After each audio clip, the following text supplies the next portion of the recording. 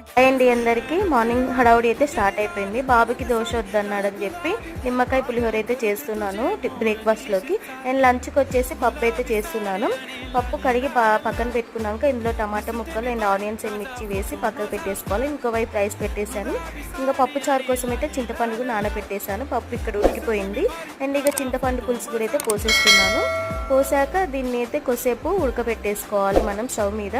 పెట్టేసుకున్నాక ఇందులో ఉప్పు, రుచికి సరిపడ ఉప్పు, కారం అయితే వేసేసాను. వేసి బాగా కలుపుకోవాలి. కలుపుకొని ఇంకా స్టవ్ ఆన్ చేసేసుకోవాలి. స్టవ్ ఆన్ చేసేసుకొని ఇంకోవైపు అయితే తాలింపు కోసం అయితే తాలింపు గింజలు, ఎల్లిపాయలు, ఎండుమిర్చి, కరివేపాకు కూడా వేసేసుకోవాలి. జీలకర్ర అన్నీ వేసేసుకోవాలి. అండ్ ఇంకోవైపు ఇందులో కొద్దిగా కొత్తిమీర వేస్తే చాలా టేస్ట్ అయితే వస్తుంది అందులో ఉడికిపోతే. అండ్ ఇంకా పోపు అయితే రెడీ అయిపోయింది. పోపు కూడా వేసేసాను.